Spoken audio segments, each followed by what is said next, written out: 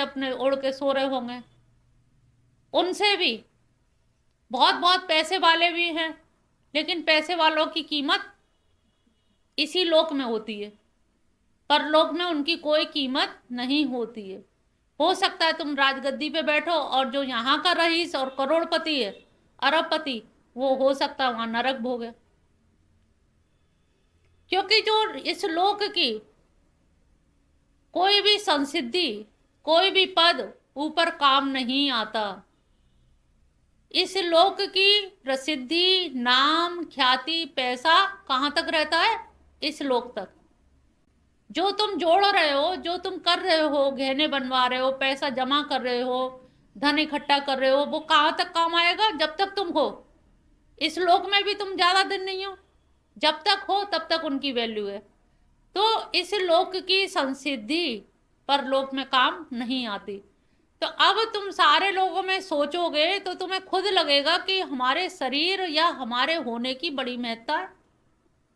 मैं हूं, it is important thing. मैं हूं, बस यही, ये इतना ही बोध रखो। सुबह जाग के उठ जाओ तो ये कहो, प्रभु मैं हूं, और मैं किसकी वजह से हूं? तुम्हारी वजह से। तुमने रात में श्वास ना चलाई होती, रात में सोते के सोते लोग रह जाते, तुम्हारी कृपा ना होती तो श्वास कौन चला रहा था? कोई अंदर बैठा है परम तत्व जो श्वास चला रहा है, और वो बैठे बैठे अंदर सपने भी देख रहा है। एक तरह से दूसरा ही आदमी अंदर है जो स्वप्न भी देख रहा है। तुम क्या कर रहे हो? व्यवहारिक सत्ता को मान रहे हो, वो प्रातिभाषिक सत्ता को मान रहा है, स्वप्न जगत को मान रहा है। जगत तो दोनों ही है, ये जागृत जगत है, वो स्वप्न जगत है। तो कोई शक्ति तो तुम्हारी ऐसी है जो मेरे अंदर बैठी है, और तुम्हारी वजह से ही मैं जीवित हुई हूं, तुम्हारी वजह से ही मेरी यहाँ आने की इच्छा हुई। अगर आपके पूर्ण फल ना होते, पूर्ण कर्म अर्जित ना होते, तो तुम लोग यहाँ आके बैठ नहीं पाती किसी भी हाल में। हम तुमको बुला के नहीं लाए हैं, कन्हैया ने तुमको साक्षात बुलाया है। पीछे से प्रारब्ध तुमको धक्का देता है। किसी जन्म में तुमने भगवान कृष्ण की लीला श्रवण की होगी, किसी जन्म में इनकी आराधना की होगी, कोई विचार आया होगा, वो विचार सुसुप्त अवस्था में पड़ा रहा, लेकिन जब मिशन की बात सुनी तो मन हो गया, क्योंकि वो सुसुप्त अवस्था में बीज रूप में मन में पड़ा था, लेकिन अंकुरण नहीं फूट रहा था। जब बारिश हुई तो किल्ले फूट गए। बारिश कैसी हुई? किसी पड़ोसी ने हमारी कृपा दृष्टि, कृपा दृष्टि, कृपा वृष्टि, कृपा वृष्टि होती है तो कोई ना कोई किसी को बता के ले जाता है साथ में कि चलो तुम वहां चलो, वहां तुम्हें आनंद आएगा। तो सोचो, अब तुम्हारा पूर्ण विजय, पूर्ण जो फल था वो तुम्हें यहाँ लेके आया। तो अब इसमें तुम विधान देखो, खींचा इन्होंने, कर्षति इति कृष्ण, इनमें क्या आकर्षण है, खिंचाव है, ये खींच रहे हैं, और पीछे से प्रारब्ध धक्का दे रहा है। तो अब वो धक्का दे रहा है प्रारब्ध, इन्होंने खींचा, तो इसलिए तुम यहां बैठे हो। हाथ पकड़ के आ गए। हाथ पकड़ने की भी इच्छा हुई उस बीज रूप में पड़े हुए संस्कार की, क्योंकि मैंने पहले भी कहा, शुभ संकल्प मरते नहीं है, शुभेच्छा मरती नहीं है। लोकेशना मर सकती है, वित्तेषणा मर सकती है, पुत्रेक्षणा मर सकती है, लेकिन हमारी शुभेच्छा नहीं मरती है। इसलिए शुभ संकल्प करो, कितना भी दुख हो या कितने भी परेशान है, अरे हमें कहाँ मिल जाएगा, नहीं मिलना, बचने का दरिद्रता, बिचारे का दरिद्रता, इसमें भी तुम कंजूसी कर रहे हो तो फिर क्या है? फ्री की चीज में भी तुम्हें लगता है अरे हो पाएगा नहीं, बेकार सोच रहे हैं। अच्छा सोचो, अब्दुल कलाम हमेशा कहते थे ऊपर बड़े बड़े सपने देखो। तो बड़े सपने देखने से हो सकता है कोई प्रारब्ध फल अर्जित किया हुआ पड़ा है कई कई जन्मों के, और ये एक जन्म के नहीं होते। तुम लोग यहाँ बैठे हो तो कई कई जन्म का पुराना कोई पड़ा होगा, और पुराना ही कोई संगी साथी मिल गया, तुम्हारे पड़ोस में आ गया, और वही तुम्हें खींच के यहाँ ले आया। तो ये सोचो कि हमारे महिमा और गरिमा इस मनुष्य तन की इतनी ज्यादा है कि हमारे पूर्ण फल यहाँ फलित हो रहे हैं, अब यहाँ आके क्या करोगी? भक्ति कम होगी कि ज्यादा होगी? बढ़ेगी ना। तो ये इनकी कृपा हुई ना तुम पे। भक्ति को बढ़ाने के लिए घर का कोई मनुष्य तुम्हें नहीं आगे बढ़ाएगा कि चलो तुम भक्ति करो। उनकी कृपा थी और तुम्हारे कर्म फल थे। तुम्हारे कर्म फलों की वजह से भगवान अपनी शरण में ला करके बैठा लिया। मुझे देखो, जब मेरी बात सुनो, मेरी चर्चा करो, परस्पर बोधयंत, परस्पर मेरे बारे में चर्चा परिचर्चा करो, कथा कहो, मेरे भजन कीर्तन गाओ, मेरे लिए नृत्य करो। तो ये सब चीजें जो हुई है, इस चीज में अपनी महिमा गरिमा को एहसास करो। यहाँ एक दिन आके हम बैठ करके भगवान जी के लिए, हमें किसी पे एहसान नहीं है। ठाकुर जी पे हम क्या एहसान कर सकते हैं? केवल उनकी कृपा दृष्टि ही देख सकते हैं। कृपा दृष्टि ही है जो हमें ये सारी कुछ अनुकूल मिल रहे हैं। तो सहस्त्र मनुष्य नाम सहस्त्रेषु कश्चित दियति सिद्ध, इनमें से सहस्त्रों हजारों में से कोई कोई सिद्धि के लिए प्राप्त प्रयत्न करता है, कोई बहुत कभी किसी के। अब तुम कोई में आ रहे हो, इतने सारे लोगों में से कोई है जो तुम, उन कोई में तुम्हारी गिनती हो सकती है कि तुम लोग प्रयास कर रहे हो। जो यत्ता मामवती सिद्धा नाम कश्चिन माम वेदति। अब इतने जो यत्न करने वालों में भी कोई कोई सिद्ध होता है। यत्न तो सभी करते हैं, लेकिन होता क्या, बीच में व्यवधान आ गया। आज आ रहे थे मिशन के लिए, रिश्तेदार आ गए। बहुत कोई व्यक्ति होगा जो रिश्तेदारों का बहाना बना के कल आ जाना, आज तो बड़ी मुश्किल है, परेशानी, अर्जेंट काम से। आप क्या बताओगे? मिशन जा रहे हैं तो उसमें वो भी कहेंगे एक दिन नहीं जाती तो क्या होता। लेकिन एक दिन, आज की तारीख जीवन में जन्म जन्म कभी नहीं आएगी। रिश्तेदार तो दोबारा आ जाएगा, लेकिन ये तारीख, ये दिन, ये क्षण, ये समय, ये कभी नहीं आएगा। तो अगर हमने गांठ बांध ली, इतनी दृढ़ता है, ये क्या है? दृढ़ता। नहीं तो बहुत सारे, इस मार्ग में तो बहुत सारे लोग जाते हैं। एक बार तो जाते तो सभी लोग हैं कि भगवान के यहाँ से आए, देखे भगवान। बहुत से लोग परीक्षा लेने नहीं आए, देखे मिशन में क्या होता है। आए तो बहुत सारे, 1000 आदमी इसके सदस्य थे। 1000 आदमी सन 2000 में इसके मेंबर बने। बहुत दूर दूर से आते थे। आते आते में काफी कुछ वृद्ध लोग भी थे, चल बसे, और कुछ लोग देखने के हिसाब से भी आते थे कि देखे इसमें क्या होता है। अब उनको मन की रुचि के अनुसार चीजें नहीं लगी, और कुछ लोगों को ये लगा कि नहीं, हमें तो उद्धार करना ही, अपना आत्म कल्याण करना है, इससे अच्छा प्लेटफॉर्म कहाँ मिलेगा जहां हम रूबरू कृष्ण से बात कर सकते हैं ना। या कोई ऐसी गुरु परंपरा है कि दर्शन नहीं होंगे, केवल गुरु की पूजा करो। कहीं फोटो रखा है कि गुरु की पूजा करो, साक्षात कृष्ण से मिलो। कोई कहता भी हमसे तो हम कहते भाई तुम कहो, हम क्यों प्रार्थना करें? अपनी प्रार्थना खुद करनी चाहिए। और प्रार्थना कैसे होती है? इनकी प्रार्थना होती केवल आंसुओं से। इनका आश्रय मिलता है अश्रु से। अश्रु और आश्रय याद रख लो। अश्रु बहाओगी तो आश्रय मिलेगा। ऊपर खाली बाग बैखरी शब्द झड़ी, श्लोकों की खूब शब्दों की झड़ी लगा दोगे, बैखरी वाणी बोलोगे, बाग बैखरी शब्द झड़ी, बैखरी बोलोगे, मध्यमा बोलोगे, प्रशंति बोलोगे, परा बोलोगे, कोई लाभ नहीं होगा। कृष्ण के लिए तो अश्रु चाहिए। अश्रु है तो आश्रय है। सीधी सी बात है, अश्रु है तो आश्रय है, और पक्का आश्रय है तो अश्रु है।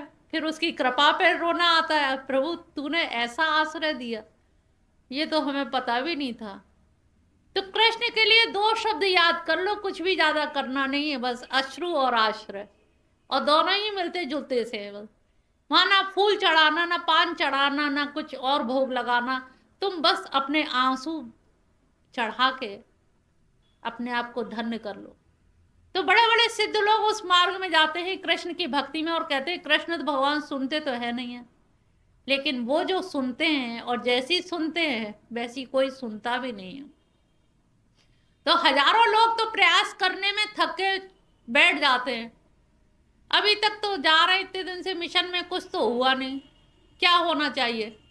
कोई तुम्हारी इज्जत पे डाका डाले, फिर भगवान बचाए, तब फिर कुछ लगेगा, हाँ कुछ हुआ, भगवान ने बचाया, जाना सार्थक हो गया।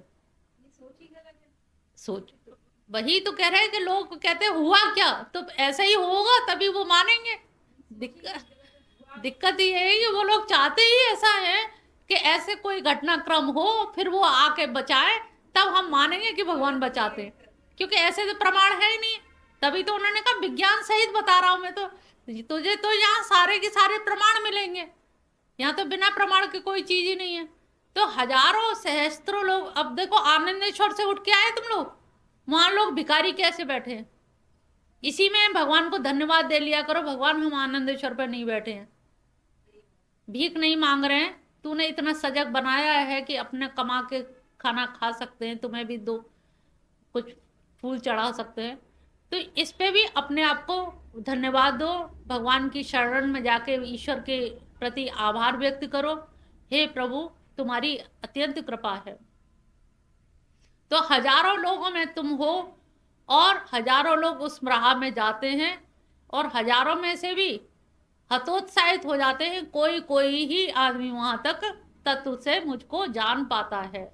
क्योंकि तत्व से जानने के लिए कभी कभी लोग कहेंगे उनको जान भी लेंगे तो क्या होगा, भाई ठीक है तुम्हारी भक्ति कर रहे हैं और भक्ति का हमें कहीं ना कहीं फल मिलेगा, आश्रय तो दोगे तुमने कहा है, पर पहली शब्द हम लोग सब भूल जाएंगे, आश्रय ढूंढेंगे, लेकिन पहला शब्द क्या है, आसक्ति मेन है, ये समझ लेना। कृष्ण के लिए प्योर हार्ट है, वहां दगाबाजी नहीं है, कृष्ण की भक्ति में यही है, गद्दारी नहीं है, दगाबाजी नहीं है। जैसे वो प्योर हार्ट है, वो उन खुला खेल है उनका, तो हर लीला खुली हुई है, कहीं कोई छुपाव नहीं, कोई आडंबर नहीं, वो हर लीला में उन्होंने अपने आप को बिखेरा है, अभिव्यक्त किया है, चाहे वो चीरहरण लीला हो, चाहे माखन चोरी लीला हो, चाहे नागनथैया हो, तो हर लीला में उन्होंने खुद को, हर व्यक्तित्व के हर आयाम को अभिव्यक्त किया है।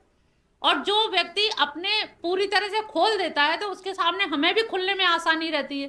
प्रभु तुम तो खुद लीलाधारी हो, तुमने तो सब किए, एक ये और हमारे, तुम्हारी कोई समस्या ऐसी समस्या नहीं होगी जो उन्होंने संसार के भक्तों में या योगियों में उसका समाधान ना किया हो। तो वो हर पहलू से, बहुत से लोग आजकल जो फैशन चला है ना, ब्रेकअप हो गया, तो वो ब्रेकअप का भी उपाय बता देते हैं कि ब्रेकअप भी हो गया है तो उसका भी उपाय है। कृष्ण ही एक ऐसे हैं जो तुम्हारे ब्रेकअप का भी उपाय बता सकते हैं। उन्होंने कहा आ जा मेरी शरण में, मामेकम शरणम ब्रज अहम तो हम सर्व पापेभ्यो मोक्षयिष्यामि। मां सोच, हो गया ब्रेकअप, मां सोच, सोच मत कर, आगे चल। तो सहस्त्रों में थक जाते हैं, बड़े बड़े लोग आए, थक के घर बैठ गए, अब जो आ रहे हैं ये बड़े चतुर चितेरे हैं, दंगल में ये उतरे हैं तेल लगा के, तेल लगा के ही आए। इन लोगों से भी कहने वालों ने कसर नहीं छोड़ी, सबको लोग सब बहुत बहुत कहते हैं, लेकिन मजबूत निकले ये लोग। तेल लगाने से ये दंगल में कोई पकड़ेगा भी तो अभी रपट जाएंगे। तो ये सोचो, अपनी महिमा और गरिमा, इससे क्या आएगा, सेल्फ कॉन्फिडेंस, आत्मविश्वास आएगा कि हम भी कुछ है, और कुछ है का मतलब उनसे प्रेम करना है, और प्रेम करेंगे तो आगे की चीज वो स्वतः ही पूरी कर देंगे, फिर हमें कोई आवश्यकता नहीं पड़ेगी। चौथा श्लोक है, भूमि रापो अनिलो वायु खम मनो बुद्धिरेव च अहंकारेति यम में भिन्ना प्रकृतिरष्टधा। भूमि, रापो मतलब जल, अग्नि, वायु, खम माने होता है आकाश, मन, बुद्धि और अहंकार, ये क्या हो गई, अष्टधा प्रकृति। हे अर्जुन, ये 8 तरह की जो चीज है वो मेरी ही है। अब सोचो, अहंकार और मन बुद्धि, हम क्या कहते हैं, मेरा मन, मेरी बुद्धि, और वो ये बता रहे हैं ये मेरी अष्टधा प्रकृति है, ये उन्हीं की है।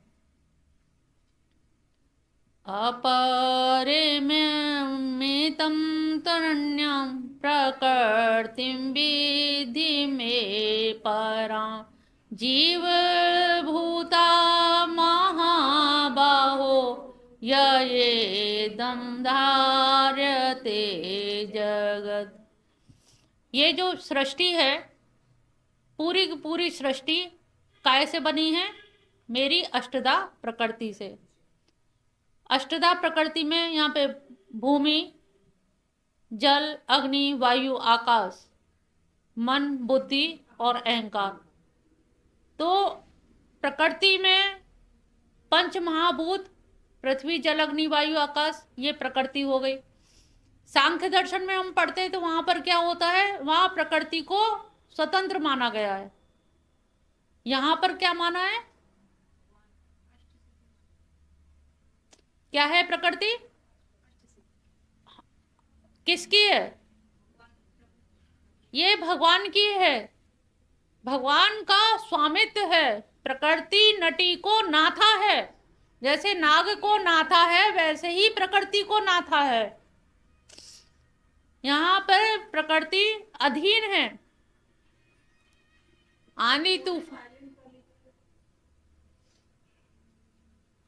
प्रकृति को उन्होंने अपने अधीन बताया। और सांख्य दर्शन में और इसमें भिन्नता क्या है? क्या भिन्नता है? हाँ, वहाँ स्वतंत्र है प्रकृति और पुरुष। हाँ, वो पुरुष की तरफ देख करके नृत्य करती है और चलायमान होती है, सक्रिय होती है। जैसे कि सांख्य दर्शन में एक उदाहरण दिया जाता है कि एक अंधा व्यक्ति है और एक लंगड़ा है और सड़क पार करनी है, जीटी रोड, तो कैसे करेगा? तो उन्होंने कहा अंधे व्यक्ति के कंधे पे लंगड़ा व्यक्ति बैठ जाएगा। अंधा वाला तो देख नहीं पा रहा, लंगड़ा व्यक्ति उसे मार्ग निर्देशन देता रहेगा कि इधर चलो, इधर चलो। तो वो एक दूसरे के पूरक हैं। ना तो अंधा सड़क पार कर सकता है और ना लंगड़ा कर सकता है। तो क्या करते हैं? ये दोनों के दोनों मिल जाते हैं और मिल करके वो जो भी काम निपटाने होते हैं दोनों मिल करके वो काम करते हैं। यहाँ पर उन्होंने कहा कि ये जो प्रकृति है, ये अष्टधा प्रकृति, ये मेरी ही बनाई हुई है, ये किसी के नियंत्रण में नहीं है। प्रकृति यहाँ पर मेरे अधीन है। बहुत से लोग मानते हैं ना, अरे ये तो प्रकृति का खेल है, भगवान पता नहीं, भगवान अलग है और प्रकृति अलग है। तो यहाँ पर उन्होंने ये इसके जो अध्याय 7वें अध्याय के जो सूत्र हैं, श्लोक हैं, ये एक एक श्लोक बहुत गंभीर है। 7वें अध्याय में इन्होंने बहुत कुछ कह दिया है और बड़े सार रूप हैं, मतलब जो समझने लायक चीज है। तो प्रकृति को इन्होंने अपने अधीन बता दिया है और अधीन होने के कारण जब तक इनकी अनुमति नहीं होती। और प्रकृति क्या है? प्रकृति क्या परिभाषा है? क्या है प्रकृति? प्रकृति की परिभाषा क्या है? बोलो। कि सत रज तम की साम्य अवस्था, साम्य अवस्था है। और जब प्रलय होती है तो उस साम्य अवस्था में, नीचे प्रलय में जीवों के कर्म दब जाते हैं। जीव सूक्ष्म और कारण शरीर होता है ना, स्थूल शरीर तो होता नहीं, सूक्ष्म और कारण शरीर उस प्रकृति के नीचे दबे रहते हैं। और दबे रहने में क्या होता है कि उनके जो पूर्ण कर्म हैं, पाप कर्म हैं, वो कर्म फल पकते हैं। जैसे चाशनी पकाई जाती है, चाशनी की तरह से ही कर्म पकते हैं। और कर्म पकने का मतलब है कि किस कर्म का क्या फल मिलेगा। हाँ, अभिभव, तद्भव नहीं, अभिभव। मतलब ये तो मनुष्य के टाइम में भी होता है, जब मनुष्य शरीर धारण कर लेता है, ये उस समय भी होता है। इस समय भी हो रहा होगा तुम्हारे अंदर कि कौन सा गुण आगे जा रहा है, कौन सा पीछे रहेगा, एक दूसरे को दबाने की चेष्टा। तो जब प्रलय हो जाती है तो ये तीनों गुण उसके पृथ्वी के नीचे रहते हैं। और नीचे रहते हैं तो नीचे ही जीवों के कर्म है और वो पकते रहते हैं। चाशनी पकती है, चाशनी पकती है और पकने के बाद में जो जिष्ट निकलता है, तब भगवान उसके निर्णायक होते हैं। और भगवान उस निर्णय के आधार पे जीवों को, किस जीव को कौन सा जन्म मिलेगा, कर्म फल क्या होता है? विपाकोन्मुख हो गए, कर्म पक गए हैं और कर्मों के फल विपाक पक के खाने लायक हो गए हैं, यानी कि जीव की उत्पत्ति हो जाती है। तो जो साम्य अवस्था थी उसमें से रजोगुण क्या करता है? रजोगुण क्या करेगा? उद्रेक, शावर की तरह फट पड़ना, उद्रेक हो जाता है, तो उससे जीवों की सृष्टि हो जाती है। और जब जीवों की सृष्टि हो जाती है तो प्रकृति को पूरी तरह नहीं सौंपा है, देह को ही सौंपा है, लेकिन यहां पर कर रहे हैं कि बुद्धि, मन, अहंकार, फिर मैं ही हूं। तो इस प्रकार से कैसी हुई प्रकृति उनकी? अष्टधा प्रकृति। 5 तो वो हो गए और 3 ये हो गए। तो हम मन, बुद्धि, अहंकार की डोर अभी हमारे भगवान के हाथ में ही है। हम इतने स्वतंत्र नहीं हैं। हम जैसे विज्ञान के लोग भी होते हैं ना, हम तो फ्री हैं, कुछ भी कर सकते हैं, लेकिन फिर भी असफलता मिलती है, फिर भी IITian सुसाइड करते हैं। तो कोई ना कोई चीज ऐसी है कि तुम सुप्रीम पावर को नहीं मानोगे तो अपने आप को खल्लास महसूस करोगे, एकदम से अलगाववादी नीति आ जाएगी कि मेरा दुनिया में कोई है ही नहीं है। तो उन्होंने कहा कि मन और बुद्धि, अहंकार, ये मेरी ही प्रकृति है। अहंकार में बोध वृत्ति है।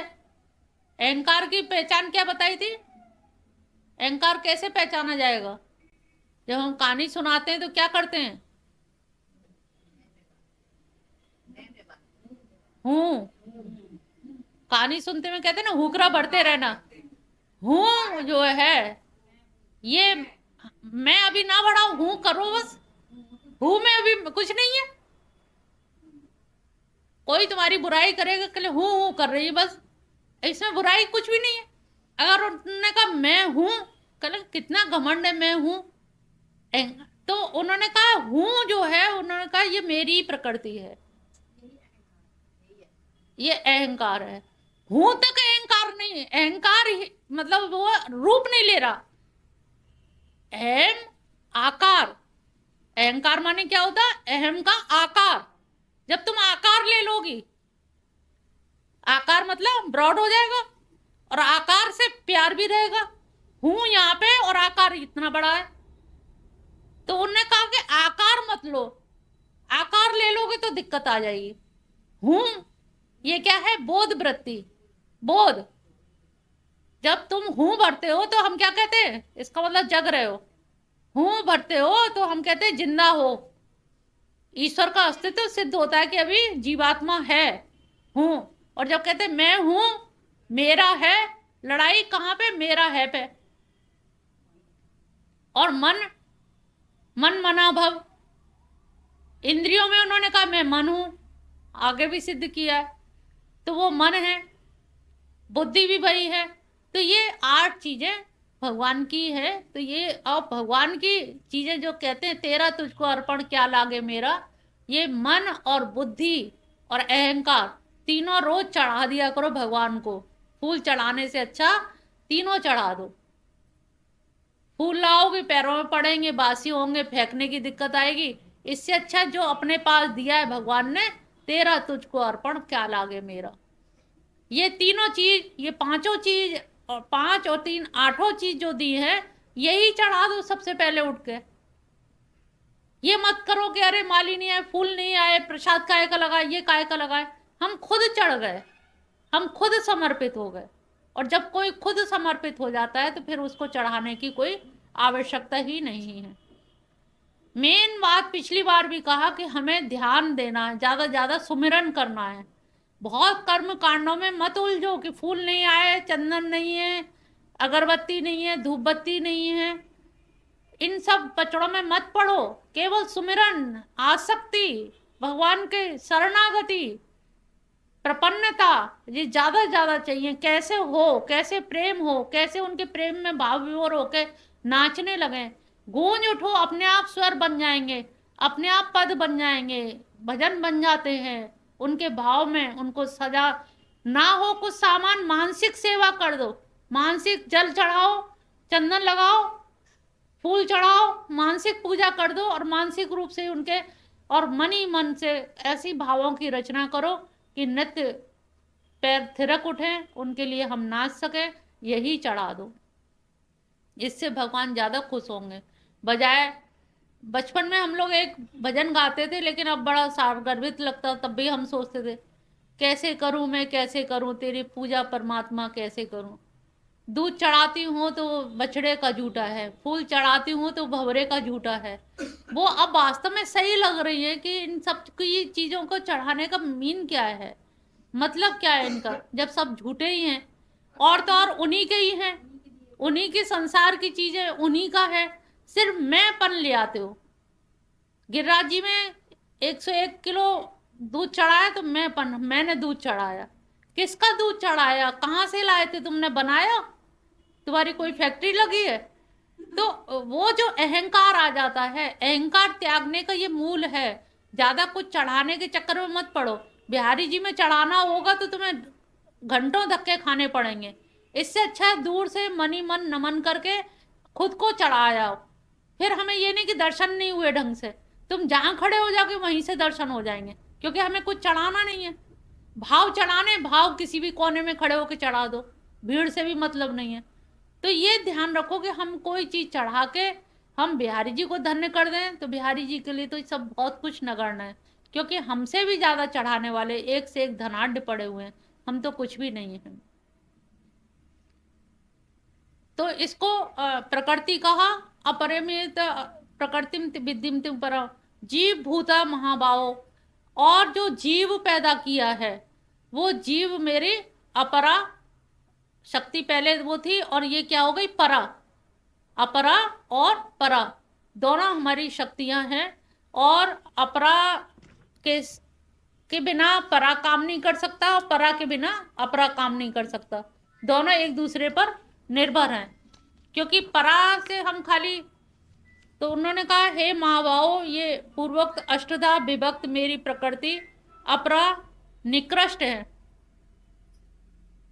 निकृष्ट इसलिए है क्योंकि इनको जीव जो है अपने काम में लाता है, और मेरी जीव क्या है, वो पराशक्ति है, चेतन शक्ति है। तो अचेतन से चेतन को हमेशा ही ऊपर रखा गया है, और चेतन ही उस अचेतन का प्रयोग कर सकता है। अब वो प्रयोग हम, अब नसैनी सीढ़ी का प्रयोग हम ऊपर जाने के लिए करें या नीचे जाने, सीढ़ी दोनों ही काम करती है, उतारती भी है और चढ़ती भी है, चढ़ाती भी है। अब तुम लोग चढ़ना चाहोगे कि उतरना चाहोगे, ये तुम्हारी इच्छा है। कौन उतरना चाहेगा? सभी चढ़ोगे। जा रही री बैकुंठपुरी कुरेल, चलो तो जावे बैठ चलो।